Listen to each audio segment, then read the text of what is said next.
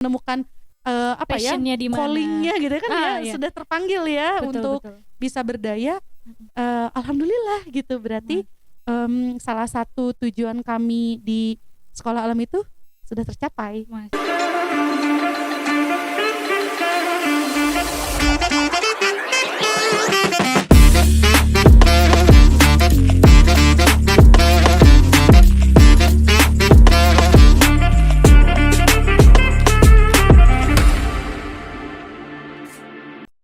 Oke, assalamualaikum warahmatullahi wabarakatuh. Selamat pagi semuanya. Alhamdulillah kita disehatkan dan dimampukan oleh Allah gitu ya untuk diskusi nih dengan tema pendidikan di pagi hari ini. Di salah satu program terbarunya Latih Hobi, yaitu LH Podcast Station. Nah, di sini kita akan ngobrol-ngobrol atau diskusi tentang konsep-konsep pendidikan dari sekolah-sekolah seperti itu. Perkenalkan, saya Tifa, dan sekarang kita sedang kedatangan seorang bintang tamu yang sangat-sangat luar biasa. Kita akan kenalan nanti. Dan sekarang ini mungkin teman-teman mungkin belum tahu ya apa sih Latih Hobi gitu kan. Jadi Latih Hobi itu adalah lembaga pendidikan ekstrakurikuler yang sekarang sudah memiliki empat ekskul ya, diantaranya itu ada robotik, ada konten kreator, archery, kemudian ada juga komik seperti itu. Nah, untuk sekarang ini kita mau kenalan-kenalan dulu nih dengan bintang tamu kita. Beliau berasal dari Sekolah Alam Gaharu ya, dan kebetulan kita akan ngobrol-ngobrol dulu tentang latar belakang gitu ya Kak Nana ya. Mungkin bisa perkenalan dulu Kak Nana, nama lengkap, kemudian di Sekolah Gaharu posisinya sebagai apa dan lain-lain seperti itu. Silakan Kak Nana. Ya, perkenalkan, nama saya Patonah Nur Siti Solihat, tapi bisa dipanggil Nana aja biar singkat, biar nggak terlalu susah. Di Gaharu saya diamanahi sebagai asisten manajer program MI. MI itu Madrasah Ibtidaiyah atau level SD. Oke. Ya, asisten manajer itu apa ya kalau di sekolah lain? Wakasek mungkin ya. Wakasek di SD. Oh, jadi gitu. kalau di sekolah alam, kepala sekolah itu disebutnya manajer program. Manajer program. Ya, Oke, karena kan oke. memfasilitasi berbagai kegiatan dan anak-anak dan kebutuhan lainnya gitu. Jadi nggak Oke. cuman kepala doang, tapi yang mengakomodir banyak hal juga. Jadi Betul. namanya manajer program. Iya. Jadi memang kepala itu memperjalankan program yang memang sudah terstruktur gitu ya Bu ya. Ada kan kita meramu sendiri tuh program-programnya gitu ya, dan mengadaptasi dari sekolah lain juga. Disebutnya manajer program. Kebetulan saya adalah asisten manajer program di MI. Gitu. Sudah berapa lama Bu di SAG? Di Sekolah Alam Gaharu alhamdulillah jalan 4 tahun sekarang. Sudah 4 tahun. Baru 4 tahun. Baru 4 tahun. Oke. 4 tahun itu masih muda, masih baru. Oh, baru ya? Baru. Kalau di rata-rata mungkin guru-guru SAG sudah berapa lama mengajar di sana? Yang sudah betah dan ada yang bertahan, ada yang udah keluar terus balik lagi cinlok gitu ya, ada juga itu. Mungkin ada 6 sampai 7 tahun kayaknya. Oke, 6 sampai 7 tahun. Itu masih menengah gitu, dan staf-staf yang lain juga ada yang lebih lama dibandingkan fasilitatornya. Oke. Kalau saya penasaran untuk wakil program manager, kepala program manager ini biasanya kesehariannya itu ngapain Bu? Apakah ngajar juga atau seperti apa? Kalau untuk job desk-nya nggak beda jauh sih ya.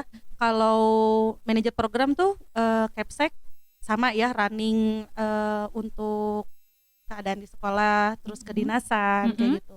Kalau asisten manajer, kalau saya pribadi adalah nge-backup.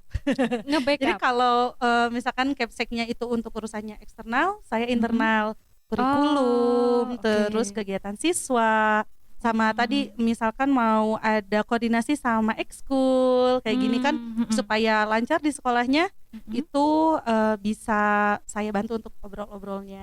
Gitu. Oke, berarti ada kelas juga nggak Bu? Ngajar di kelas-kelas gitu atau? Di kelas kalau saya kebetulan ada. Karena memang saya juga ada di tim bahasa Inggris, karena saya lulusannya sastra Inggris Kak. S1 sastra Inggris. Di kampus apa Ibu? Dari Universitas Pajajaran. Universitas Pajajaran. Di Jatinangor ya. Oke, ayo kawan-kawan Jatinangor. Mana suaranya? Jauh ya, di lereng gunung. Makanya kayak SAG. Iya, Alam. karena suka, iya, nggak jauh-jauh, betul. Jadi kalau saya sendiri ada di tim kurikulum juga dan kebetulan ngajar di kelas, tapi kelas atas aja. Jadi kan Oke. kami dibagi tim, ada guru bahasa Inggris untuk di kelas kecil, ada yang di kelas besar. Nah, saya di kelas besarnya, kelas 5 dan kelas 6. Kelas besar itu kelas 5, kelas 6. Iya. Kelas 4 masih masuk kelas kecil. Kelas besar juga sih, cuman ada gurunya lain gitu. Oh. Kalau saya spesialis yang memang kelas besar persiapan ya. ujian gitu. Wah, seram nih. Oke. Kayak gitu, Kak. Oke, jadi ada ngajar bahasa Inggris gitu ya, atau ada pelajaran lain mungkin yang diajar selain bahasa Inggris? Kalau saya khusus di bahasa Inggris. Khusus di bahasa Inggris Iya. aja. Oke. Jadi ya dulu Ibu S1-nya di Unpad. Kalau SMA, SMP dan SD-nya di mana, Bu? Kalau itu dari SD, bahkan dari TK saya itu, TK, SD, SMP, SMA.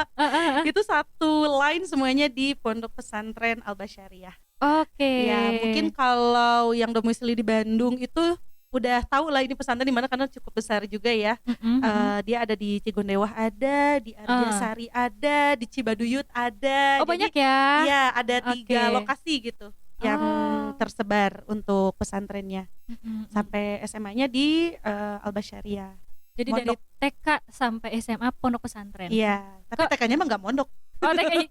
Aduh, TK mondok gimana ya? Kasihan. Kasihan. Tapi saya kepo juga Ibu. Kalau di pondok pesantren itu kan ada beberapa tipe ya Bu ya. Ada yang istilahnya tuh tajul ma'had kalau nggak salah ya. Jadi ada mahkota. Ada yang modern itu tajul ma'hadnya bahasa. Kalau pondok pesantren yang Jawa Tengah tuh biasanya nahwu sorof, ada yang nahwu sorof, ada yang Quran. Nah, kalau Al-Basyariah itu apa Bu?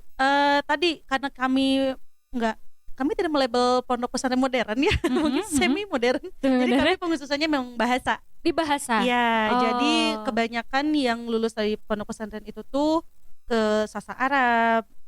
Sastra Inggris. Juga sastra Inggris.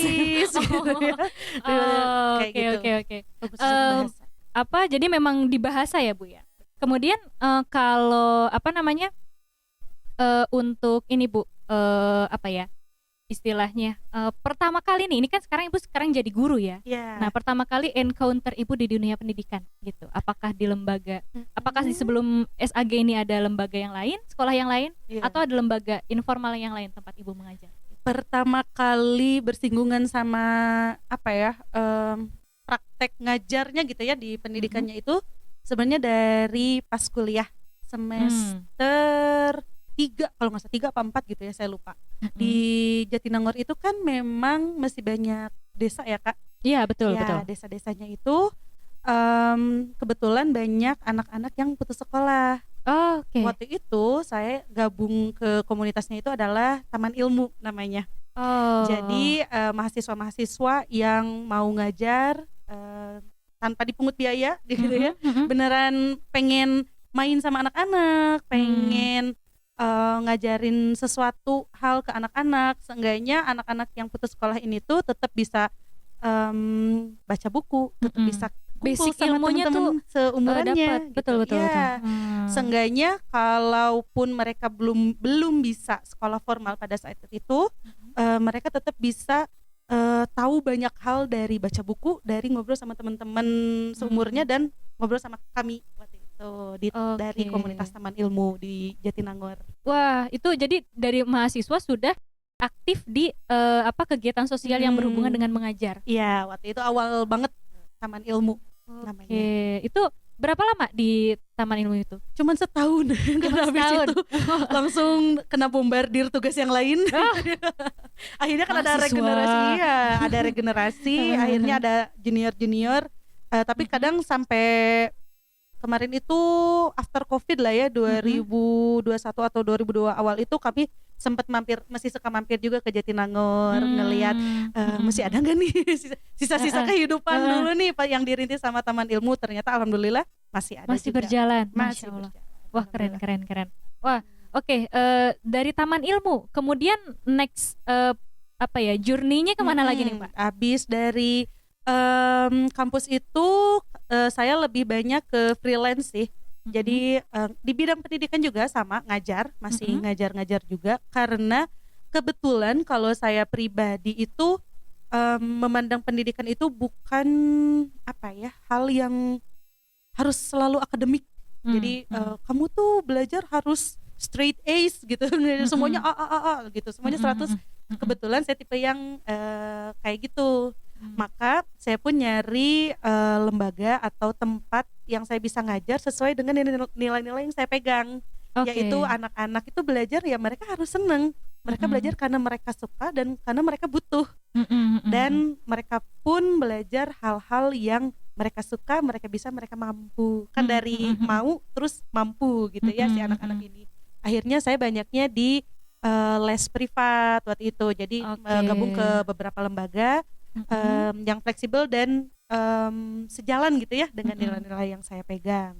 Pernah juga nyasar ke lembaga survei waktu itu. Lembaga survei? Iya, lembaga survei pernah ya di pajak bumi bangunan, itu jauh banget dan tapi memang untuk pengalaman. Betul. Dan di situ akhirnya saya menentukan, wah ini nggak cocok nih kalau kerja kayak gini.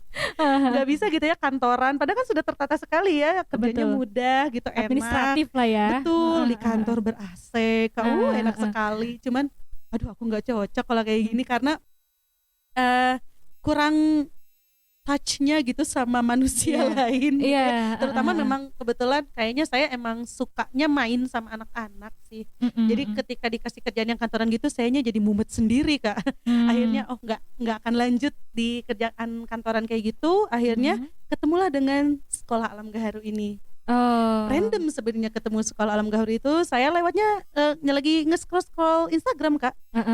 Kok ini sekolah unik ya, seru. Iya. Jadi bukan kayak cocok gitu. Sebenarnya aku terpanggil gitu ya. Waktu itu memang Instagram kan belum sebagus sekarang ya, Instagram Sekolah Gaharu itu. Cuman kelihatan dari apa ya, waktu itu yang bikin saya penasaran itu ada outbound, ada farming, waktu itu judulnya itu ya, yang saya lihat di kontennya itu, sama ya memang ngaji. Karena Sekolah Alam Gaharu itu awalnya dari LPQ dulu Kak, dari tempat ngaji dulu. Iya. Nah, dari situ saya, ini kok beda ya sama sekolah yang lain. Coba deh apply. Ternyata dipanggil Kak. Gitu. Mulailah di situ perjalanan di Sekolah Alam Gaharu. Sejak saat itu mulai ya masuknya. Itu sekitar tahun berapa? 2019 bulan September. 2019 bulan September. Iya, menuju semester 2. Itu kan gambling banget ya. Iya. Aduh di tengah semester gitu. Tapi gak apa-apa lah, apply dulu gitu. Ternyata ya gayung bersambut gitu. Waktu itu yang bagian HR ini juga sangat welcome sekali ya, ramah sekali menyambut calon-calon guru barunya gitu. Dan sampai dibawa school tour dan langsung di hari H gitu ya. Karena memang kita nggak formal banget gitu ya, ketika lagi kegiatan belajar nggak boleh ada tamu, nggak begitu gitu. Jadi diajak berbaur sama anak-anaknya, kenalan langsung. Justru saya yang kaget, loh boleh masuk, saya ngelihat kegiatan anak-anaknya ke kelas. Iya, langsung ngelihat ke anak-anaknya, secair itu dan semenyenangkan itu. Apa ya, itu first impression saya ke Sekolah Alam Gaharu dulu pertama masuk. Wah, Masya Allah, journey-nya memang berliku-liku ya, maksudnya awalnya emang suka pendidikan, kemudian pendidikan mungkin mencoba ke yang lain gitu ya, tapi ternyata disitulah Allah menunjukkan pada akhirnya, oh saya ternyata di sini cocoknya gitu, dan memilihlah di Sekolah Alam Gaharu. Masya Allah. Terus kemudian nih Kak, saya penasaran, kalau dari Kak Nana sendiri ya, sudah sekian lama berkecimpung di dunia pendidikan, menurut Kak Nana pendidikan tuh apa sih? Kan pendidikan itu kalau saya ngelihatnya sebagai proses ya, bisa proses, bisa tools, gimana anak-anak ini nanti berdaya dan mampu tumbuh sesuai fitrah dan mereka bisa survive di masa depan. Nah ini juga memang tergantung orang-orang juga ya, bisa pemikirannya beda juga, dan and that's okay gitu ya, tergantung. Kalau yang saya yakini, dan kebetulan ketemunya juga di Sekolah Alam Gaharu gitu ya, bahwa pendidikan itu ini tuh bekal buat anak-anak kami, nanti siswa-siswa kami ini tuh bisa paham cara tunduk kita kepada Allah dan cara tunduk makhluk-makhluk lainnya juga kepada Allah. Karena kita itu kan sebagai manusia ada di bumi itu dengan tujuan, man on mission gitu ya. Allah itu menciptakan kita dengan misinya apa? Sebagai khalifah fil ard. Maka pendidikan ini tuh selarasnya gitu ya, jadi alat dan bisa jadi bantuan anak-anak ini untuk berproses memahami itu, Hmm. bahwa aku tuh ada tujuan loh di bumi Allah ini, Iya. ngapain ya, gimana ya. Nah itu tuh Mm-mm. kami hadir untuk nemenin anak-anak ini berproses di situ. Mm-mm, mm-mm, Kalau mm-mm. sejauh ini pemikiran saya mah nggak yang belibet gimana gitu ya tentang pendidikan, Mm-mm, yaitu anak-anak ini paham bagaimana cara tunduk kepada Allah mm-mm. dan mereka paham dirinya sendiri dan mereka bisa survive di masa depan, bahkan sekarang juga ya lagi berproses Iya, gitu. iya. Oke, Masya Allah. Jadi konsep pendidikannya adalah seperti itu ya, Kak. Iya. Nana. Gini Kak, saya mungkin itu juga bersinggungan dengan apa yang akan saya tanyakan selanjutnya, bahwa Latih Hobi ini kita udah berjalan sekitar 10 tahunan Oh, gitu Masya Allah, ya. sudah Dari lama mulai ya. awal, iya, dari mulai awal Senior. Robonisi ya. Latih Hobi duluan ya. Iya.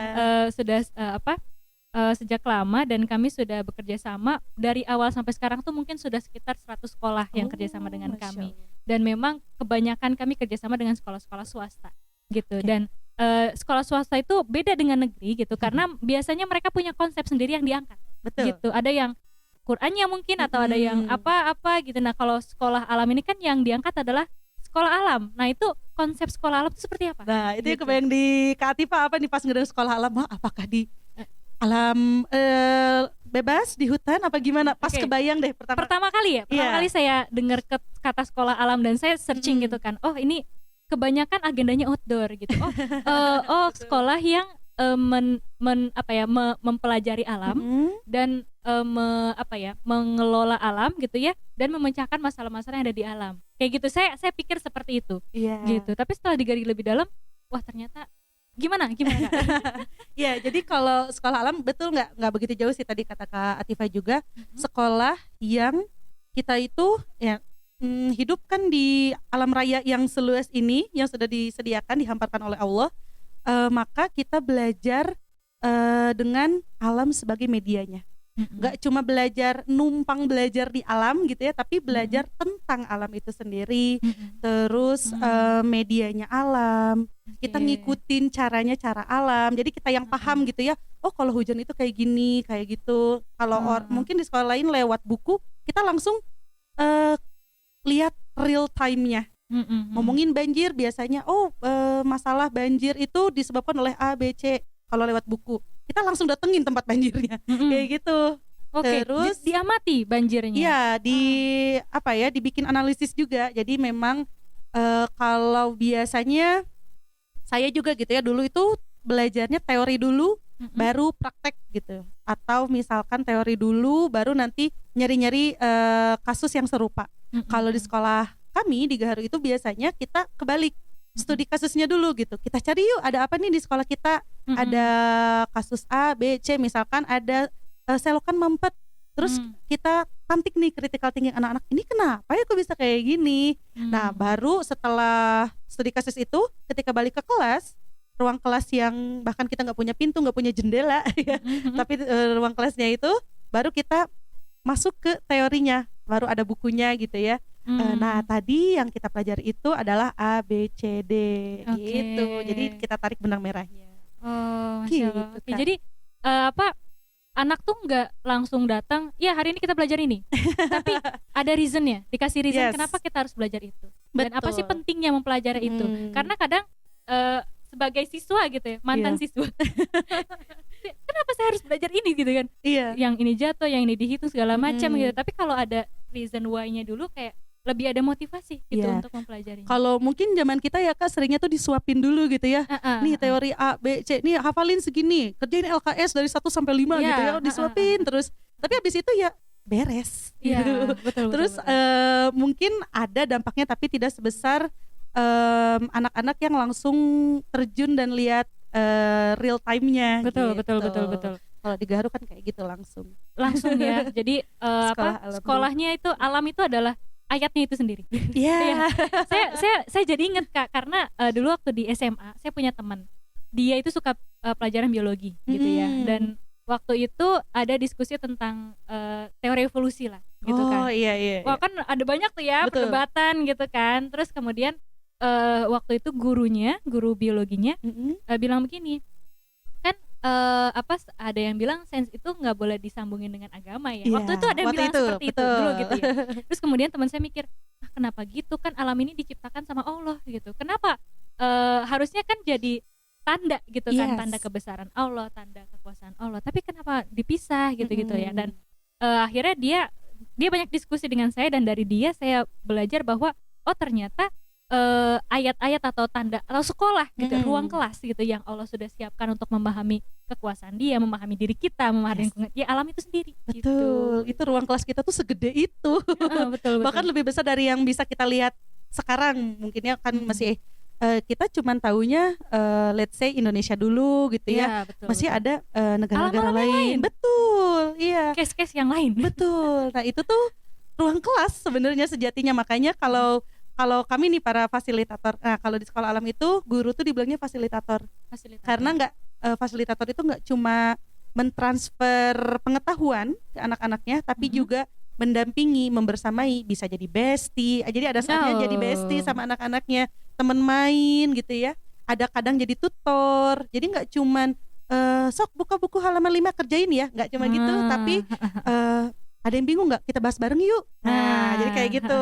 Ada yang masanya jadi temen main. Kami kan punya ya, namanya setiap sekolah pasti ada lapangan ya. Ya, di kami itu ada banyak kolam kadang ya, sama jadi anak-anak itu sama guru-gurunya mancing bareng, mancing mania gitu. Jadi memang dibikin konten mancing mania SAG.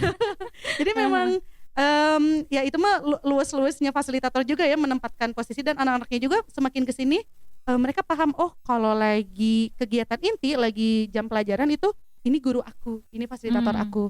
Kalau lagi waktunya main, oh aku bisa secair ini main sama dia tanpa harus canggung gitu. Jadi bahkan ada yang sampai deket banget, ngebesti, curhat tuh apa-apanya ke gurunya, sampai bundanya tuh, kenapa ya kalau ke ibu guru tuh mau cerita, ke bundanya enggak gitu. Kadang ada yang kayak gitu, saking memang deket sama guru-gurunya. Jadi enggak, kita meminimalisir supaya enggak ada apa ya, sekat gitu antara siswa sama gurunya. Nah, si fasilitator ini juga di sekolah itu kan memang membersamainya tuh apa ya, nggak cuman di akademiknya aja, tapi di sekolah alam kan kita megang ada 4 pilar ya Kak. Ada pilar akhlak, pilar ilmu, pilar kepemimpinan atau leadership, sama pilar bisnis. Nah, pilar akhlak ini sebelum ke situ Kak, sebelum situ saya pengen tanya dulu sejarah dari sekolah alam itu sendiri gimana ditemukannya. Wah, seperti apa? Panjang, Kak. Oh, panjang. Kemudian mungkin melihat dari konsep sekolah yang lain atau seperti apa? Kalau dari sejarah sekolah alam yang saya tahu, saya anak baru kan. Anak baru. Anak baru ya. Dari yang saya tahu aja ya. Jadi sekolah alam itu kan memang lahir itu dari keresahan pendirinya, penggagas. Ya, penggagasnya. Mungkin kakak juga udah sempat cari tahu ya tentang almarhum Bang Lendo Novo. Iya, betul. Nah, kalau ngedenger nama sekolah alam pasti langsung keinget keluarnya itu. Iya, betul. Bang Lendo itu abang kita semua, sangat orangnya sangat humble, sangat apa ya, ngayomin banget, ngerangkul banget gitu. Bahkan kalau yang baru ketemu dulu mungkin ya, dulu kalau ketemu sama almarhum Bang Lendo, orang tua murid nggak akan nyangka kalau itu penggagas sekolah alam. Iya, saking down to earth-nya banget gitu ya. Betul, kayak apa ya, down to earth tadi ya. Nggak mencirikan kalau saya tuh salah satu asabik ya yang mengawali si sekolah alam ini. Nah, Bang Lendo itu kan kami kenal sebagai orang yang apa ya, punya pemikiran dan terobosan-terobosan yang mungkin buat beberapa orang itu aneh. Kalau kita bilangnya unik. Gitu ya. Buat beberapa orang aneh karena mungkin dari beliaunya juga punya karakter yang daya juang yang kuat, dan karakternya kebetulan beliau itu nggak bisa diem dulu sejarahnya ya. Beliau itu di sekolah itu nggak bisa diem. Sedangkan tipe sekolah zaman dulu, kalian masuk kelas harus duduk rapi gitu ya, dengerin gurunya gitu, A B C D-nya harus nurut.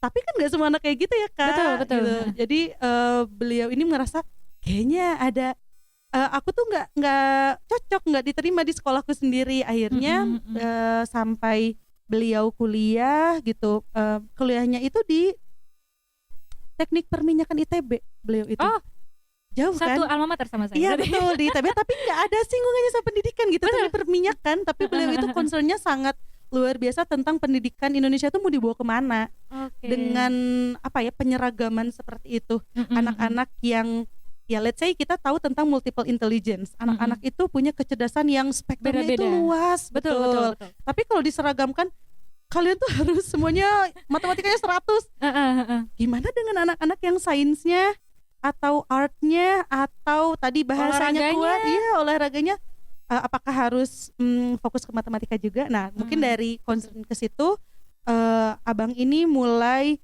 ngobrol dengan teman-temannya, dengan kakaknya, gimana ya kita menghadirkan satu sekolah yang bisa ngebantu anak-anak ini tumbuh dan berkembang sesuai dengan fitrahnya dan tahu bakatnya, supaya tadi ya dia itu bisa survive di masa depan, atau minimal dia pahamlah diri dia sendiri, dia bisa bertahan dengan dirinya sendiri.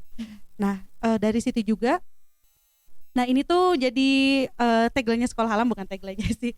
Jadi semua guru sekolah alam pun mengamini ini, bahwa waktu itu Bang Lendo bilang kalau kita tuh nggak hanya bikin sekolah, tapi kita juga sedang membangun peradaban. Oke. Dan ini diamini oleh semua orang yang bersinggungan dengan sekolah alam. Lah iya, kita kan nggak cuman mencetak anak-anak yang jago di akademiknya, tapi kita tuh lagi membangun peradaban loh. Anak-anak ini beberapa tahun ke depan dia yang akan jadi pemimpin. Maka si anak-anak ini harus dibekelin skill set, dibekelin pengetahuan yang mumpuni dan pas sesuai dengan minat dan bakatnya. Dan yang pertama itu memang jadi concern abang adalah akhlak. Ya, akhlaknya. Makanya pilar akhlak itu jadi pertama, tadi yang sempat disinggung ada 4 pilar itu. Pilar akhlak itu pertama. Dan Bang Lendo, almarhum Bang Lendo itu memang nggak banyak apa ya, teori-teori gitu ya, yang sampai sekolah alam itu harus A, B, C, D. Udah, apa yang dikatakan oleh Al-Quran dan Sunnah itu kita praktekkan. Karena tempat belajar itu seluas alam raya yang sudah Allah sediakan, dan ayat-ayatnya sudah ada, petunjuknya sudah ada, tinggal kita bacanya aja gitu kan.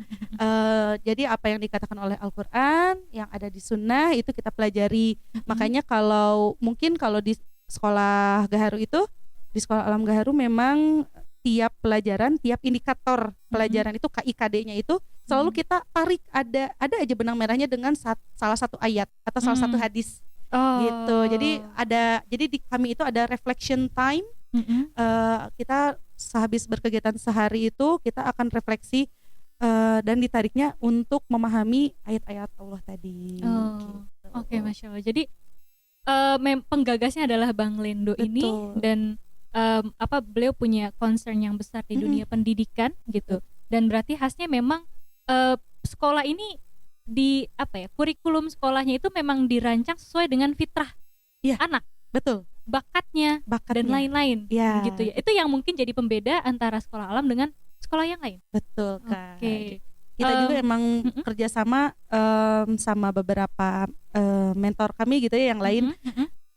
Jadi karena kita juga kan percaya ya bahwa pendidikan itu adalah hak segala bangsa. Setiap anak itu berhak punya akses yang sama pada pendidikan. Betul.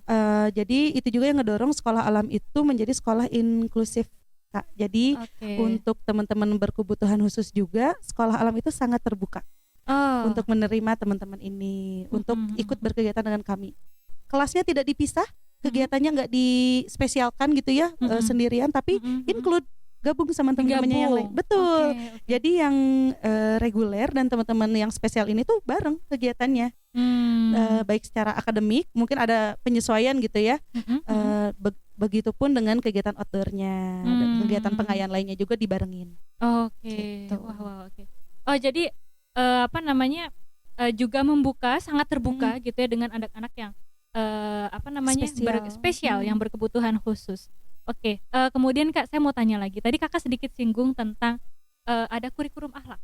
Iya. Nah, kalau di sekolah alam sendiri kurikulumnya seperti apa gitu, dan apa aja dan bagaimana cara memperjalankannya? Ya, kalau di sekolah alam itu ada kurikulum sekolah alam ya kita bilangnya itu. Yang tadi kita kita selalu mentransfernya itu dari 4 pilar. Pilar akhlak, pilar logika atau pilar ilmu tadi ya. Lalu pilar leadership atau kepemimpinan, yang keempat itu pilar bisnis. Kenapa 4 ini? Karena ini yang jadi skill set si anak-anak ini akan berproses dan dia akan diharapkan akan mampu survive dengan dirinya sendiri nanti di masa depan. Yang pertama itu akhlak. Ini udah gak bisa dinego. Nah, iya, Yang pertama itu akhlak ya Kak ya. Seperti yang tadi pertama, bahwa manusia itu kan hadir sebagai khalifah fil ard ya, untuk memakmurkan bumi, bukan sebaliknya. Maka si anak-anak ini perlu paham siapa dirinya, siapa Tuhannya, bagaimana interaksi hablum minallah hablum minannasnya tadi ya. Jadi akhlaknya, karakternya itu memang betul kita apa ya, nature dan nurture-nya itu beneran dijaga, bahwa anak ini titipan Allah. Jadi nggak ngebeda-bedain ya ini mah. Dan salah satu keunikannya itu sekolah alam itu nggak pernah ada istilah anak ini mah bandel, anak ini mah susah diatur, nggak ada kayak gitu. Di kami ini anak aktif, karena nggak ada apa sih label-label negatif kayak gitu kan kita yang bikin ya, maksudnya orang dewasa yang bikin.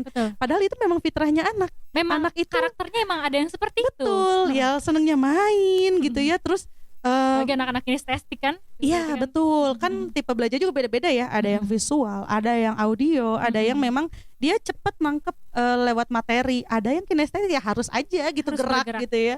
Ada yang kelihatannya di kelasnya tuh haho gitu ya, nggak ngerti, tapi dia tuh nerap. Tapi harus sambil ngapain gitu, harus sambil melakukan sesuatu yang lain. Nah jadi si anak-anak ini juga dibekelin bahwa perbedaan itu it's okay, tapi kalau untuk akhlak dan karakter it's number one. Jadi nggak apa ya, anak yang satu dengan yang lain itu mungkin akan bersinggungan, tapi they know what to do. Mereka akan tahu bagaimana cara menyelesaikan masalah dan ambil hikmah dari kejadian yang sudah terjadi itu gitu ya. Jadi nggak denial kalau ada masalah sama temennya gitu ya. Ya nggak apa-apa bermasalah, tapi ayo kita coba selesaikan, kita coba runutkan gitu ya. Kayak gitu Kak kalau dari pilar akhlaknya. Tadi ya dibekalinya dari Quran dan Sunnah juga. Yang kedua itu ilmu, ya itu mah kita manut ke dinas pendidikan ya. Nah dari sini jadi pilar yang kedua, kita belajar selayaknya sekolah-sekolah lain gitu ya. Ada mapelnya, mata pelajaran yang biasa ya. Mapelnya sama, cuman kebetulan karena di sekolah Alam Gaharu itu di bawah Kemenag ya Kak, jadi di kita ada pelajaran tambahan, jadi kayak fikih, terus SKI, kayak gitu, bahasa Arab. Dan mungkin buat sekolah Alam Gaharu sendiri itu dirasanya lebih cocok karena memang kami ngebangunnya karakter yang Islami, dan kami pun berangkatnya dari LPQ, dari Lembaga Belajar Al-Quran dulu kan. Jadi oke, udah inline banget lah gitu untuk mata pelajarannya. Terus yang ketiga itu pilar kepemimpinan, leadership. Kalau mungkin kakak pernah searching juga gitu ya tentang sekolah alam, pasti ini anak kok kerjanya camping aja ya, terus tiba-tiba outbound, gelantungan flying fox ya, two-line bridge, terus tiba-tiba lagi manjat tebing. Anaknya SD loh manjat tebing gitu. Dulu tuh teman-temanku zaman kuliah baru mulai panjat tebing, ini anaknya SD udah dibawa ke panjat tebing. Nah itu salah satunya sebenarnya ada di pilar 3 Kak. Jadi untuk di pilar leadership ini, si anak-anak ini tuh akan dibagi ke dalam kelompok-kelompok, gimana dia memanajemen krisis ya, ketika dia bersinggungan sama teman kelompoknya atau sama kelompok lain, gimana dia mengondisikan dirinya dan kelompoknya supaya tujuan bersama itu tercapai. Ya tadi ya misalkan lagi panjat tebing atau lagi camping, diisinya sama games-games atau challenge ya, dikasih tantangan sama fasilitator outboundnya. Mereka kan harus teamwork tuh, harus kerja sama. Karena beberapa orang dewasa itu ketika sudah besarnya dia bingung ketika harus teamwork karena belum dibekelin gitu ya. Nah si anak-anak ini tuh dibekelin dari pilar leadership ini supaya mereka bisa mengasah skill teamworknya, terus crisis manajemennya.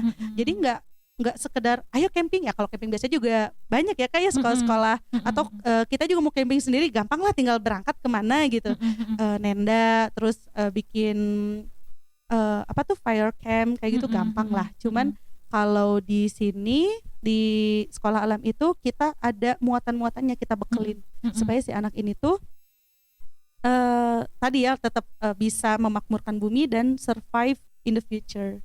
Jadi mereka bisa paham dengan dirinya dan bisa membawa dirinya. Nah, yang keempat bisnis. Rasulullah juga kan seorang pedagang ya Kak ya. Betul. Nah, dan 9 dari 10 pintu rezeki itu adanya di berdagang. Jadi, pilar keempat itu bisnis. Nah, betul. Jadi anak-anak ini tuh dari kelas kalau yang ada di Gaharu ya, yang di sekolah alam Gaharu itu kelas 1, kelas 2 itu mereka sebenarnya di semua kelas itu dari 1 sampai 6 itu ada market day Kak. Dari di level MI-nya, di level SD-nya itu kami ada market day. Kelas 1 kelas 2-nya itu mereka belajar karena masih kecil-kecil ya, masih unyu-unyu gitu. Mungkin belum terlalu banyak bersinggungan dengan jual beli, jadi mereka baru istilahnya jajan. Belajar jajan. Belajar gitu. Oke. Ya kan sebenarnya kalau kita menganggap ini tuh hal biasa, cuman ngasih duit gitu ya, si anaknya ngasih uang, dia dapat makanan ya beres gitu. Cuman di kita itu belajar jajan. Karena dibekelin sama gurunya, ini uangnya berapa nominalnya, kalau dijajanin segini kembaliannya berapa. Itu aja sudah include ada materi matematika di dalamnya. Ya enggak. Terus ada materi sosialnya, gimana dia berinteraksi dengan pedagang, supaya nanti gedenya mungkin nawarnya nggak sadis-sadis banget gitu. Wah, jangan-jangan. Nah itu jadi ada muatan-muatan kecil yang sebenarnya kadang kita orang dewasa tuh taken for granted, udah biasa, padahal itu tuh ilmunya ada di situ. Betul. Nah, kelas 1 kelas 2 mungkin belajar jajan, dari mulai kelas 3 sampai kelas 6-nya si market day-nya mereka sebagai penjualnya, betul. Nggak cuman mungkin kadang ada di satu momen mereka tinggal jual. Jadi misalkan sama ayah bundanya dibantuin untuk bikin makanannya, atau ayah bundanya ngambil barang dari pasar, dari toko, anaknya tinggal ngejual. Tapi kalau yang kelas besar nih, kelas 6, kelas 5 itu biasanya mereka sendiri yang buat. Dari mulai ngide, terus ngitung modal. Kalau kita bikin puding cup, modalnya berapa ya? Terus nanti dijualnya berapa ya? Aduh, balik modal apa enggak nih? Nah kayak gitu tuh mereka udah mulai ngobrolin kayak gitu. Padahal enteng, cuma masalah puding cup doang. Cuman dari situ mereka belajar real time tentang bisnis. Dan selain hitungannya dan berikut etikanya. Etika berbisnis ya, gitu. Jangan kayak beli kucing dalam karung gitu ya. Jelas aja real. Ini kalian jualan apa, harganya berapa gitu. Maksudnya komposisinya jangan sampai menyalahi aturan gitu ya. Jadi sudah pasti standarnya itu halalan thayyiban ya kalau terkait makanan. Betul. Ada lagi market day yang mereka itu bikinnya produk kayak keychain, gantungan kunci gitu. Mereka bikin sendiri Kak. Jadi bikin gelang atau gantungan kunci dari manik-manik tuh mereka ngeronce sendiri. Jadi kan ada tuh materi di kelas 5 dan kelas 6 SD itu ada artnya itu meronce. Sama kita diintegrasikan. Nah itu uniknya sekolah alam Kak. Kita tuh kalau ada materi atau ada indikator pelajaran nggak cuma berdiri sendiri. Jadi nggak cuma belajar teori, meronce adalah bla bla bla bla. Ya betul. Kita integrasikan. Ada materi tentang meronce nih. Bisa kita integrasikan sama pilar bisnis. Kita langsung bikin. Bisakah itu workshop misalkan ya, si kakak kelasnya ngajarin adik kelasnya, ayo kita ngeronce gitu. Atau bikin produknya ini nanti gimana dijual, hasilnya itu untuk ekspedisi. Nah, nyambung ke pilar ketiga tadi, leadership. Jadi di sekolah alam itu Kak, jangan kaget kalau ngedenger anak kelas 5 SD atau kelas 4 SD mereka sudah naik kereta tanpa didampingi orang tuanya ke luar provinsi misalkan. Kemarin kan sempat ada berita yang viral tuh Kak, ada anak SD ketemu temennya yang naik kereta keluar kota itu ya Kak ya, sendirian gitu, terus sampai dititipin surat. Terus tanggapan kami, wah hebat ya anak itu gitu ya. Anak kita juga kan begitu ya. anak kita juga begitu ya, sama. Jadi anak kelas 5 kalau di sekolah Gaharu itu kemarin kelas 6-nya itu sudah mungkin kalau di sekolah lain taunya study tour kali ya. Kalau kami bilangnya GSA, Gaharu Scientific Adventure. Ya, namanya ada judulnya tuh. Adventure. Iya, karena ya everything is about adventure kan. Maksudnya anak-anak ini ketemu akan berkunjung ke satu tempat yang mereka tuh nggak tahu belum pernah ke sana, atau mungkin pernah tapi sama orang tua terfasilitasi dengan sangat baik. Tiba-tiba sekarang harus sendiri, maksudnya sendiri itu dengan dirinya sendiri, hanya dengan teman-teman sama fasilnya, itu pun fasilnya nggak terlalu banyak ngatur gitu ya, nggak terlalu banyak campur tangan. Nah, tahun kemarin itu kelas 6-nya ke Palembang. Ke Palembang, di sana mereka harus adaptasi dengan cuaca yang ekstrim, panas gitu ya, panas banget. Enak ini di Bandung gitu ya, adem, ayem, tiba-tiba ke Palembang. Terus mereka belajar kearifan lokal di sana. Kan biayanya besar ya Kak, kalau harus ke luar provinsi kayak gitu. Itu uangnya dari mana? Nggak cuman minta ke orang tuanya doang, Mam minta duit mau ke luar kota gitu, enggak. Tapi si anak ini juga dari awal kegiatan itu udah diajak brainstorming Kak. Ini kita mau ada adventure nih ke luar kota atau keluar provinsi, kita bisa kontribusi apa ya untuk bisa meringankan pembayaran ayah bunda. Oh kita market day, kita bikin ini, bikin itu. Jadi si dua pilar ini tuh udah tuh terintegrasi Kak. Hasil bisnis mereka itu uangnya akan dipakai bekal mereka untuk ekspedisi gitu. Masya Allah. Ya tetap disokong juga sih sama orang tuanya. Ya kan beda-beda ya. Betul. Belum 100%. Tapi itu sudah cukup mendidik untuk mencari nafkah sendiri menurut saya. Ngenalin lah ya, mengenalkan. betul. Saya ketika tahu ya dengan 4 pilar tadi kurikulum, ada kurikulum akhlak, kemudian kurikulum logika atau ilmu itu sendiri, ada kurikulum kepemimpinan, dan ada kurikulum bisnis. Ini 4 ini adalah hal-hal yang dulu saya pondok pesantren juga, tajul mahatnya di Al-Quran sama Nahwu Shorof gitu. Karena saya kenal juga bahwa misalnya kurikulum akhlak gitu kan, akhlak itu apa sih? Nah akhlak itu kan baru muncul ketika dia tahu bahwa cara saya bersikap kepada Tuhan saya seperti apa, cara saya bersikap kepada hamba Allah yang lain, kepada alam semesta, dan kepada diri saya sendiri. Betul. Itu akhlak tuh di situ gitu kan. Dan ini ketika saya tahu ada kurikulum akhlak kayak oke, ini inline gitu. Terus kemudian kurikulum ilmu logika gitu kan, bahwa kalau yang pernah saya dengar itu bahwa alam semesta ini juga tunduk kepada Allah. Betul. Itu juga ada di Al-Quran. Kemudian kurikulum bisnis, bahwa setiap manusia kulukum ra'in wa kulukum mas'ulun an ra'iyatihi. Setiap orang itu adalah pemimpin dan akan dimintai pertanggungjawaban terhadap apa yang dipimpinnya. Itu juga diajarkan. Kemudian bisnis juga. Gitu. Itu kayak semuanya tuh kayak ini benang merahnya langsung ketarik ya. Oh ini maksudnya. Ayat yang ini aplikasinya dan lain-lain gitu. Luar biasa sekali gitu kan. Kemudian kalau next yang mau saya diskusikan gitu, ini kan kurikulumnya udah keren nih.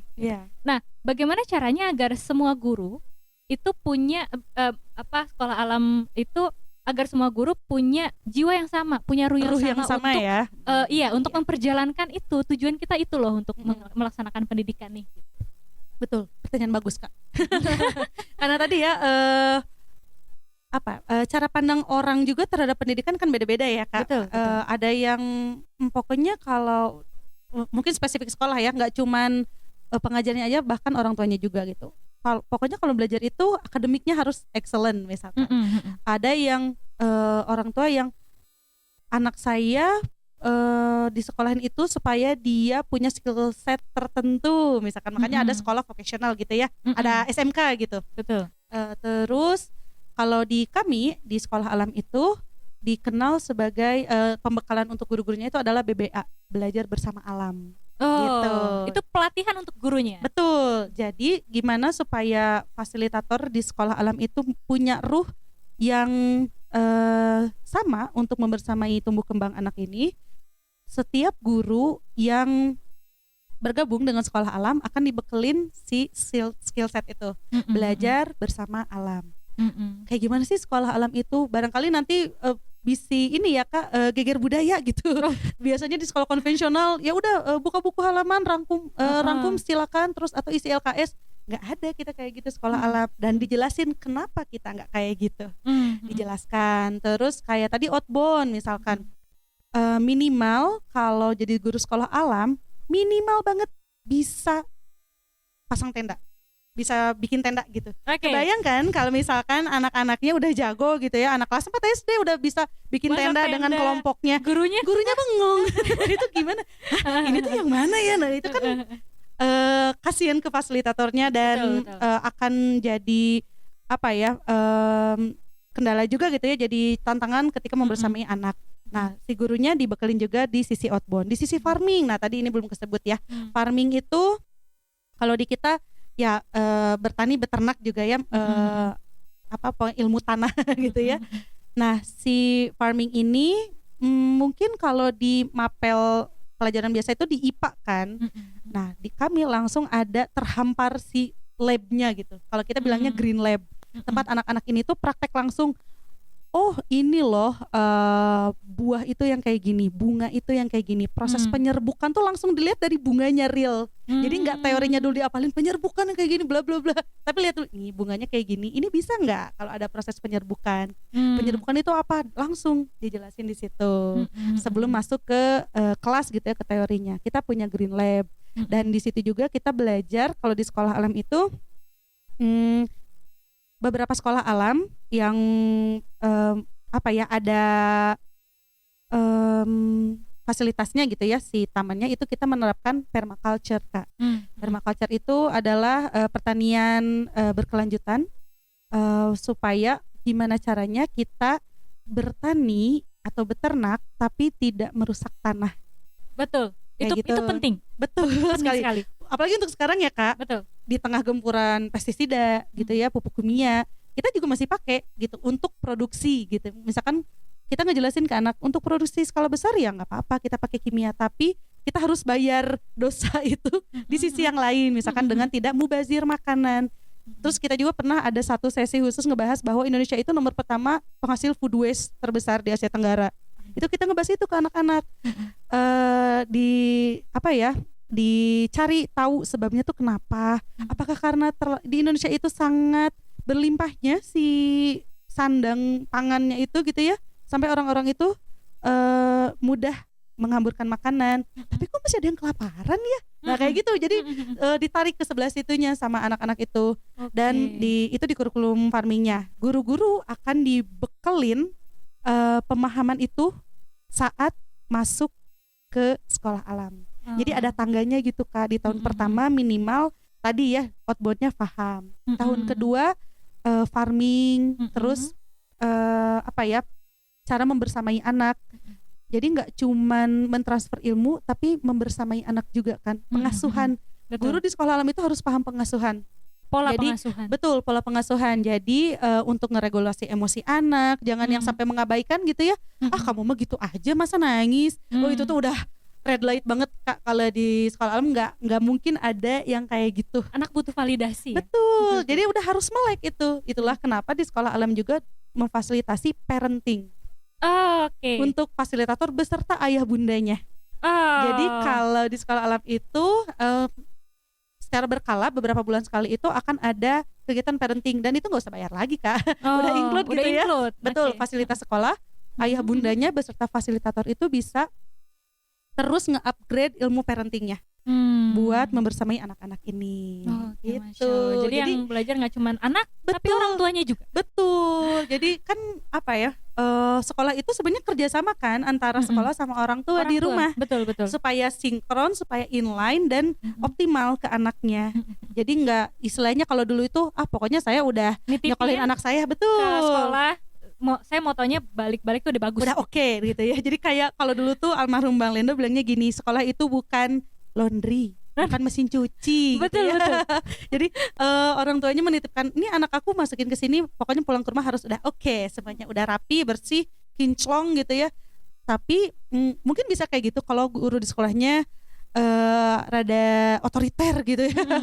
Cuman kita butuh kerjasama sama ayah bundanya juga di rumah. Untuk apa? Supaya ya anak juga paham bahwa ini tuh kita kerjasama, dan dia pun itu kan support system terdekat dia ketika nanti dia dewasa ya sama orang tuanya gitu. Jadi nggak cuman peran fasilitator, nggak cuma peran sekolah, tapi ayah bundanya juga turut berperan. Betul, tentu saja.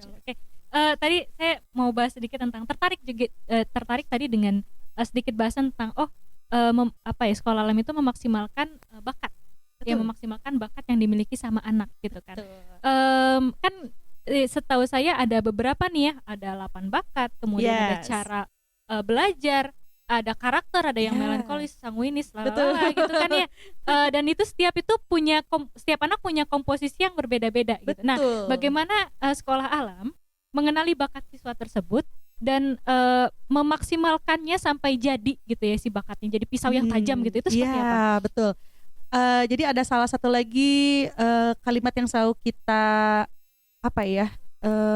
percaya dan gumamkan wes kepada diri sendiri dan kepada fasilitator yang ada di sekolah alam, bahwa anak itu beragam bakatnya.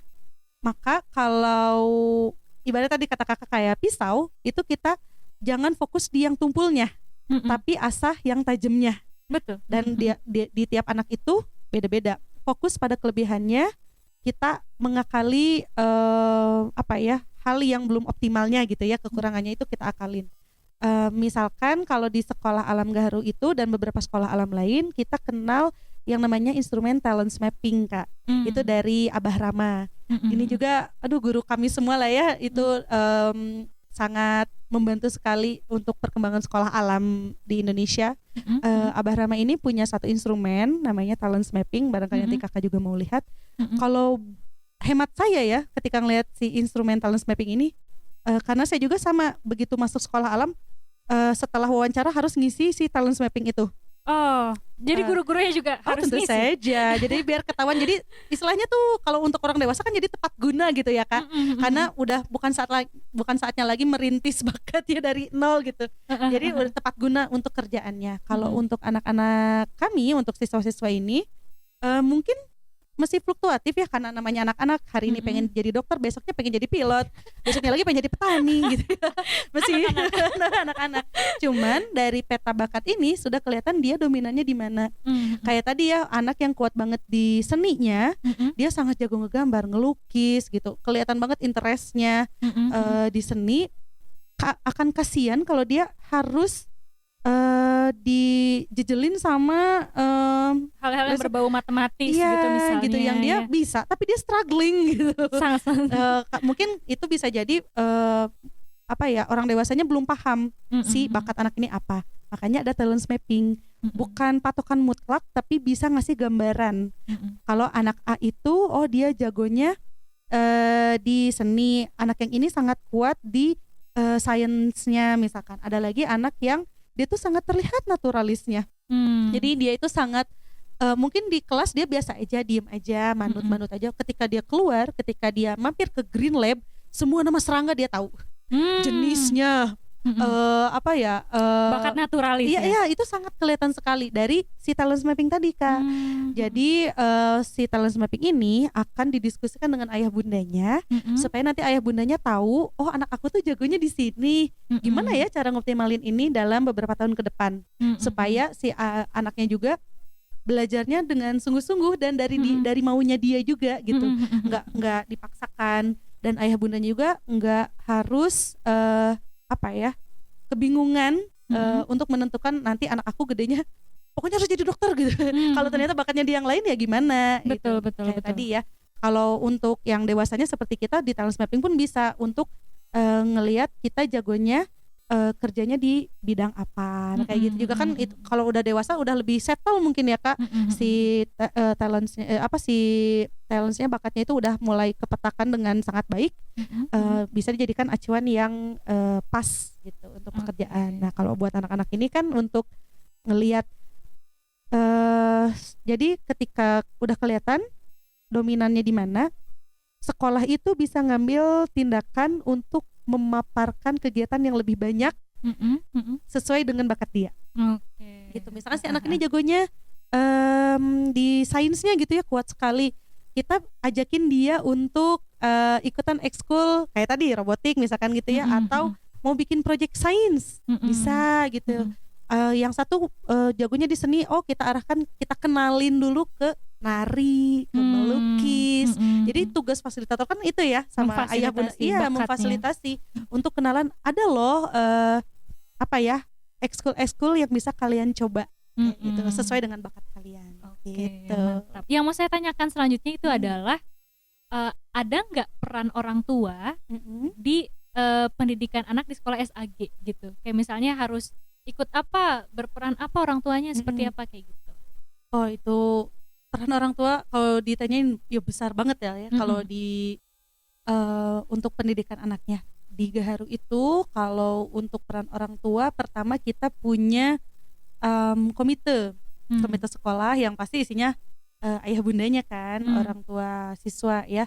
Nah, si komite ini tuh sangat membantu ya untuk kegiatan di Sekolah Alam Gaharu yang banyak banget itu.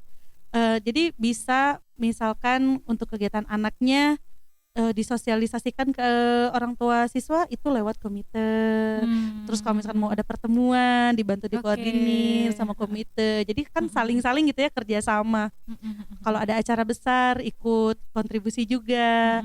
Atau kemarin itu yang terbaru adalah kita mampir ke Sekolah Alam Bogor, ke kakaknya nih, kan kita masih baru nih. Yang Ciganjur bukan? Bukan, beda. Sekolah Ciganjur Alam Jakarta Selatan ya. Ini Sekolah Alam Bogor. Kalau disingkat biasanya bilangnya Salam Bogor. Itu senior kakaknya Sekolah Alam yang lain tuh kita main ke sana. Sama juga beberapa tim komite Sekolah Alam Gaharu main ke sana sowan gitu ya, ngobrol-ngobrol sama tim komite sana. Terus kalau misalkan ada ini pertandingan ekskul gitu ya, tanding taekwondo misalkan, tanding basket. Saya memang Sekolah Alam ada jejaring, apa istilahnya? Iya, jaringan Sekolah Alam Nusantara. Sekolah Alam Nusantara. Iya, disingkat jadi JSAN. Jadi mau terpisah pulau juga kita tetap dekat gitu karena ada jaringannya yang ada di Sumatera, yang di Jawa, yang di Papua sana jauh juga. Kita tetap terkoneksi dengan baik, bisa koordinasi dengan lancar karena ada JSAN ini gitu. Sama kalau khusus di Sekolah Alam Gaharu tadi ya, karena ayah bundanya harus terlibat aktif di pendampingan anak-anaknya di Sekolah Alam Gaharu juga, ayah bundanya itu perlu, bahkan diwajibkan sih ya untuk ikut parenting. Kayak tadi supaya visi misi sekolah itu tidak bentrok sama visi misi yang dipegang sama ayah bundanya dalam membersamai tumbuh kembang anaknya gitu.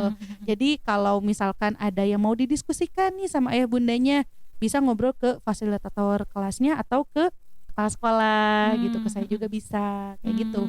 Jadi tetap peran aktif, nggak cuman ya udahlah kan aku udah masukin anakku ke sekolah ini, ya terserah sekolah deh mau gimana. Nggak ada kayak gitu biasanya kalau di Sekolah Alam. Tapi kita kerjasama bareng-bareng, mitra ya. Betul, mitra dalam mendidik anak. Betul. Jadi kan ke anaknya juga lebih optimal dan anaknya nggak bingung kok di sekolah gini di rumah gitu. Tapi inline, sinkron semuanya gitu. Terus kemudian maksudnya gimana ya, peran orang tua seperti itu, peran guru tadi sudah ada, terus peran anak gitu ya. Nah ini kayaknya sudah berjalan banget nih. Nah tapi selama sekian tahun berdiri ini, Sekolah Alam atau khususnya Sekolah Alam Gaharu, ada nggak tantangan-tantangan yang dihadapi gitu? Banyak, untuk menjalankan? Oh gitu. Apa aja tuh? Namanya jalan perjuangan ya, kayaknya ada aja. Pasti ada. Jadi kalau selama 4 tahun saya gabung di Sekolah Alam Gaharu itu sebenarnya tantangannya adalah karena Sekolah Alam itu unik, belum banyak dikenal sama orang konsepnya gitu ya, belum terlalu familiar. Jadi tantangannya itu adalah mengenalkan gimana sih pendidikan di Sekolah Alam itu, bahwa kita tuh nggak aneh-aneh kok, nggak apaan ini anak ke sekolah pakai sendal gitu ya, bajunya nggak diseragamin, bawa ke sekolah tuh kayak tasnya tuh enteng banget gitu, kayak yang suka ada di sinetron-sinetron gitu ya, tasnya tuh enteng. Karena memang kita nggak bawa buku yang tebel berat kayak gitu. Kan mungkin untuk beberapa orang ada ya sekolah kayak gitu, ya ada, karena anak-anaknya explore gitu ya. Jadi tantangan yang saya rasakan itu adalah gimana untuk memperkenalkan Sekolah Alam ini ke orang banyak, ke ayah bunda gitu ya, dan untuk menyamakan persepsi. Dan kalau visi misi memang tercantum dengan jelas ya visi misi sekolah itu. Tapi kalau untuk reminder lagi gitu ya ke orang banyak bahwa Sekolah Alam itu sekolah yang ingin anak-anak ini tuh bahagia, tumbuh bahagia sesuai dengan fitrahnya, sehingga dia bisa berkembang optimal, baik secara keilmuan, karakter juga.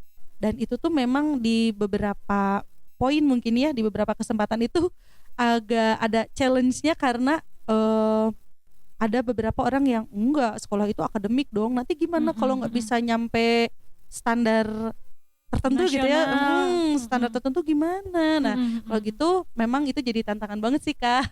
Jadi kalau tadi berdasarkan talent mapping itu ya, kalau yang belum optimal, yang lemah itu ya nggak usah dipaksain, tapi kita maksimalkan kemampuan anak, dia jagonya di mana. Ya memang sudah dikasih gitu dari yang sananya. Iya, sudah diinstal gitu sama Allah, udah dikasih skill setnya nih yang ini. Kita bantu optimalkan di situ. Itu sih Kak tantangannya.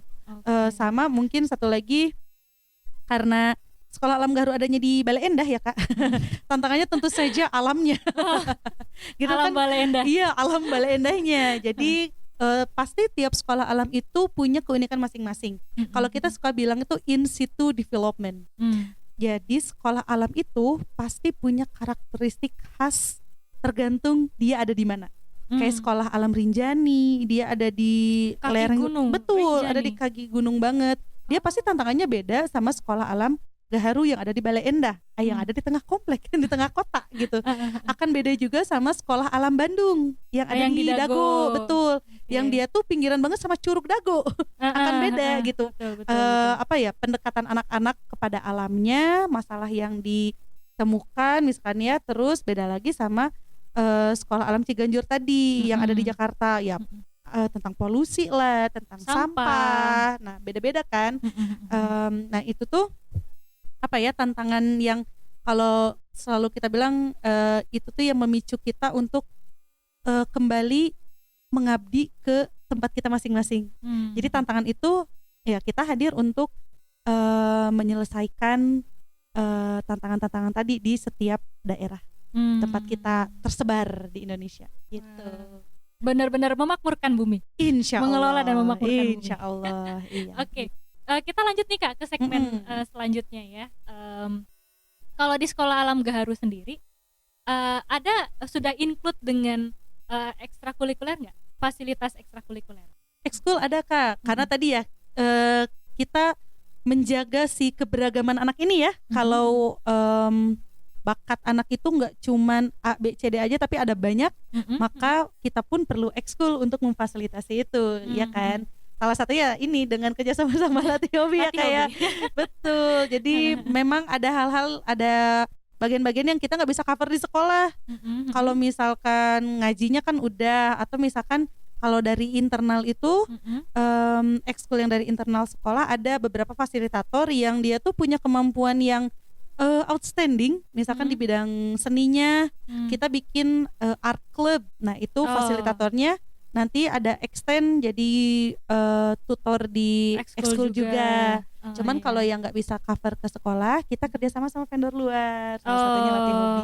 Oke. Kalau untuk dengan Latih Hobi ini ekskul yang berjalan dengan Latih Hobi, ekskul apa aja? Karena Latih Hobi kan ada 4 tuh ya. Iya, apa aja tuh Kak? Ada robotik, kemudian ada konten kreator, archery, memanah dan berkuda, dan ada komik. Wah pengennya sih ada memanah berkuda juga ya, cuman kebayang Kak di Bale Endah ada berkuda itu, anak-anak pada pengen naik semua itu, anak-anak komplek. Kalau berkudanya kita kerjasama sama stable. Tapi kalau memanahnya setiap minggu kita bawa panahan sama bisa ke sekolah ya, ke sekolah sekalian promosi. Ini tutor panahannya kebetulan. Ada di sini lah tutornya. Iya, kalau Gaharu kerjasamanya baru di robotik ya. Siapa tahu nanti bisa nambah lagi. Iya. Kalau sudah ini bisa ada slot waktu yang cocok gitu ya, dan anak-anaknya juga ada yang emang bakatnya pengen ke situ. Jadi sejauh ini robotik ekskulnya ada beberapa sih di Gaharu itu. Ada robotik, ada taekwondo, terus basket, ada art club tadi, sama hand lettering. Hand lettering ya, menulis indah gitu. Oh, Masya Allah. Okay. Kalau keberjalanan dengan Latih Hobi, ini sudah berapa lama? Berarti udah kurang lebih 5 tahun lebih lah ya, lebih 5 tahun dari lebih. 5 tahun. Kan dari sebelum saya masuk juga sudah ada kayaknya ya. Oke. Iya. Karena Bu Nana tadi 4 tahun ya? 4 tahun, tahunan ya? ya, Oke. jalan 4 tahun dari Tapi sebelum saya juga ada. tahu nggak Bu Nana reason atau alasan kenapa sih SAG mau kerja sama dengan Latih Hobi? Gitu. Karena kalau pernah saya ngobrol sama manajer ekskulnya itu karena kakak-kakaknya menyenangkan dan inspiratif, wes, inspirational katanya. Wow. Ini karena kan kalau saya lihat juga kakak-kakak tutornya juga masih relatif muda gitu ya, fresh grade dan sangat apa ya, nyambung lah sama anak-anak dan sangat welcome, menyenangkan ya anak-anaknya juga ketika harus apa ya, ngadain expo aja kemarin, kalau nggak salah kemarin baru expo Ada juga ya. demo. Iya, Iya, ada demo juga tuh. Anak-anak udah seneng banget ya, sangat ekspresif sekali, kakak-kakaknya juga menyenangkan gitu. Dan alhamdulillahnya bisa memfasilitasi kebutuhan anak-anak ini yang suka robotik dengan baik. Jadi kalau udah ada yang cocok sekomplit Latih Hobi gitu ya untuk robotiknya, ya udah kita lanjut aja kerjasamanya gitu. Iya. Jadi memang saya tadi ke ini ya, ke idean bahwa memang untuk Latih Hobi itu kita menyediakan fasilitas demo untuk sekolah-sekolah yang mau kerja sama, tapi kepo nih kan, saya komik tuh kayak gimana sih, konten kreator tuh akan seperti apa, memanah akan seperti apa dan lain-lain. Itu kita ada fasilitas demo gitu. Jadi nanti kita akan undang, kita akan kerjasama, kita akan datang dan mendemokan semua ekskul-ekskul tersebut. Ya, jadi makin banyak lagi anak-anak yang kelihatan nih bakatnya. Iya, betul. Terfasilitasi Tadi juga. sebutnya latih hobi. Melatih hobi dan bakat, minat dan bakat anak. Konten kreator apalagi sekarang anak-anak juga sangat familiar ya sama gadget gitu, siapa tahu. Betul. Karena sekarang kan tampil. yang lahir di zaman sekarang itu anak-anaknya katanya apa ya? Native-nya itu digital native itu benar-benar gitu. Betul. Beda sama sangat terfasilitasi sekali itu ya. Alhamdulillah. Oke, selanjutnya kita ke segmen selanjutnya. Nah, kita akan masuk ke segmen tanya jawab audiens. Jadi kita tadi sudah share di Instagram, di story kita pertanyaan tentang SAG. Aduh, deg-degan saya.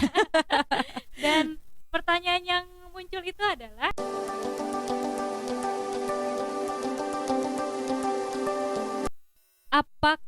apakah SAG, sekolah di SAG mendapatkan ijazah? Oke. Yang lain-lain sudah terbahas, sebenarnya ada beberapa, tapi yang belum sepertinya ini. Gimana ijazah nggak ya kalau di sekolah alam? Oh, ini salah satu spesialnya ya. Jadi sekolah alam itu Kak nggak berdiri sendiri. Jadi bukan di atas Kementerian Pendidikan gitu ya, enggak.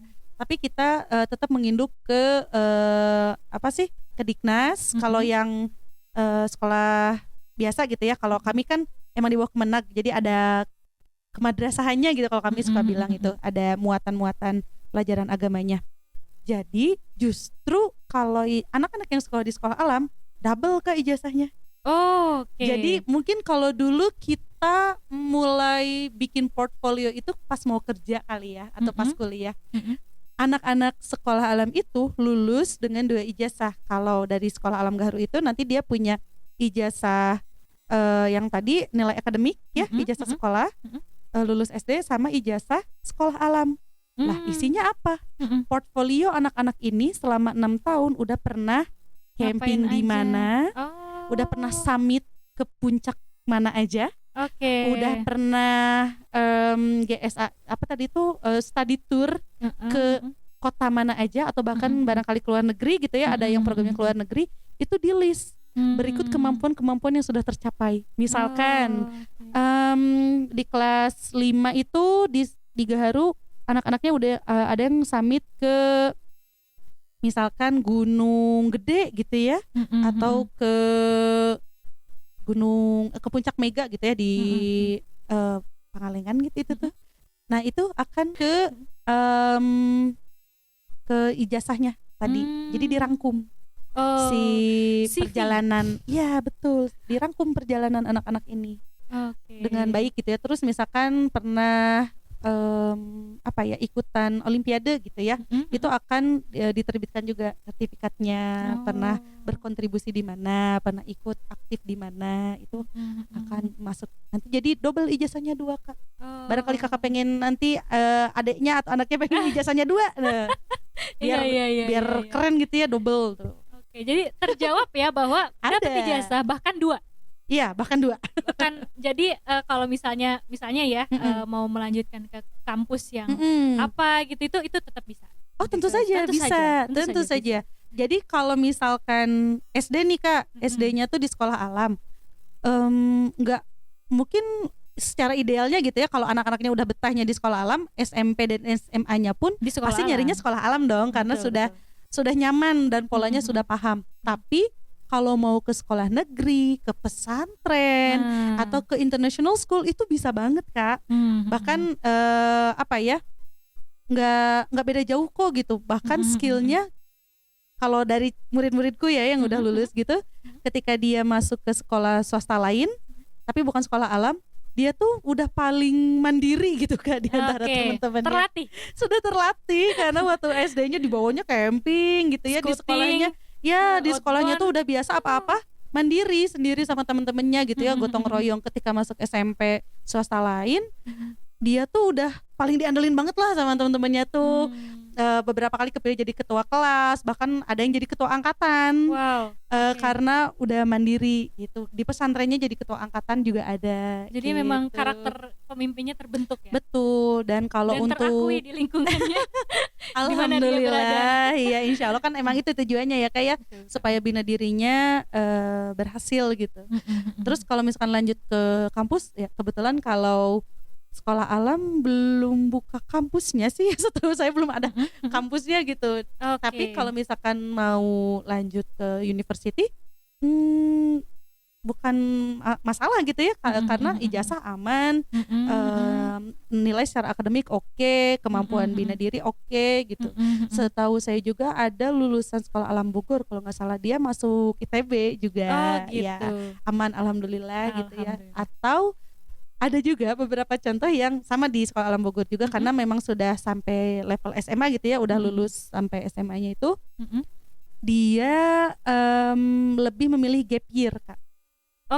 Jadi nggak langsung kuliah, tapi dia ngebangun bisnis dan bisnisnya sudah besar. Masya Allah. Dan sudah berdaya untuk lingkungan sekitar. Wow. Bisnisnya nggak yang gimana-gimana, maksudnya bukan stereotip bisnis yang anak muda sekarang misalkan bikin kopi gitu ya, atau bikin apa ya, yang ada bentuknya kayak kafe, restoran. Tapi dia itu lebih, karena mungkin salah satu kesukaannya juga lebih ke nature, concern dia itu ke alam sekitar dia. Di Bogor itu dia punya bisnis maggot Kak. Kakak tahu maggot? Maggot. Yes. Tahu. Iya, bisnis maggot kan nggak semua orang agak out of the box ya. Betul, tapi itu sangat cuan sekali Kak kalau bahasa anak muda sekarang itu ya. Sangat cuan sekali bisnisnya. Dan dia tuh nggak sekedar bisnis, si anak lulusan anak SMA ini yang kita pikir anak SMA bisa apa sih, bisa menghidupi dirinya dan beberapa orang di sekitar lingkungan rumahnya. Karena dari dia bisnis maggot ini, dia bisa mengurangi sampah organik di situ. Terus ibu-ibu di sekitar rumah dia itu betul jadi berdaya karena bisa kerja di situ, dan lingkungannya tuh jadi asri gitu Kak. Jadi kalau cerita yang saya dapat sebelumnya itu daerahnya banyak sampah, jadi kelihatannya kumuh, bau, dan sekarang tuh udah asri. Segitu berdampaknya anak SMA ini gitu ya, lulusan SMA yang memilih gap year. Gitu. Jadi maksudnya bukannya bilang silakan Anda gap year aja, enggak gitu ya. Jadi yang kuliah bisa, tapi kalau yang sudah menemukan apa ya, callingnya gitu kan ya, sudah terpanggil ya untuk bisa berdaya, alhamdulillah gitu. Berarti salah satu tujuan kami di sekolah alam itu sudah tercapai. Masya Allah. Salah satunya. Saya jadi ingat tentang perkataannya Bang pendiri ini ya, pendiri Bang sekolah Lendo. Bang Lendo gitu kan. Saya jadi ingat perkataannya Bang Lendo bahwa sekolah alam itu tujuannya adalah tadi untuk membaca untuk memfasilitasi anak itu tumbuh di bidang apa, bakat apa. Betul. Gitu. Kenapa?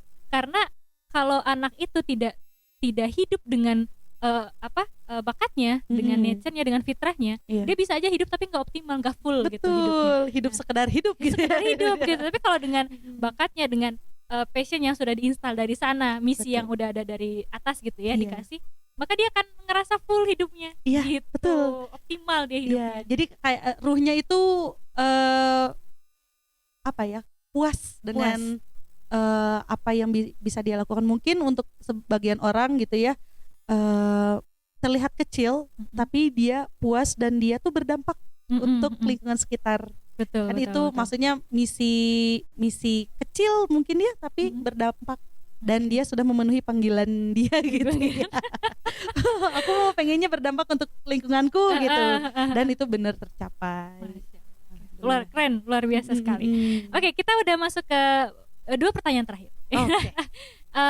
Pertama itu adalah untuk ke depan nih, sekolah alam Gaharu tuh akan mau seperti apa? Ya ini bismillah Itu dulu. banget lah ya. Kami pengen, kalau dari apa ya, pendiri sekolah alam Gaharu itu pengen banget punya, karena kami di bawah Kemenag ya, adanya MI, MTS, Sama pengen MA. banget punya MA. Belum Oke. Kak kalau Oh, sekarang. belum, sekarang Jadi masih baru sampai MTS. Oke. Karena kan masih muda. Oh, iya. Masih muda, kita baru berdiri juga ya. Insya Allah pengen banget ada MA.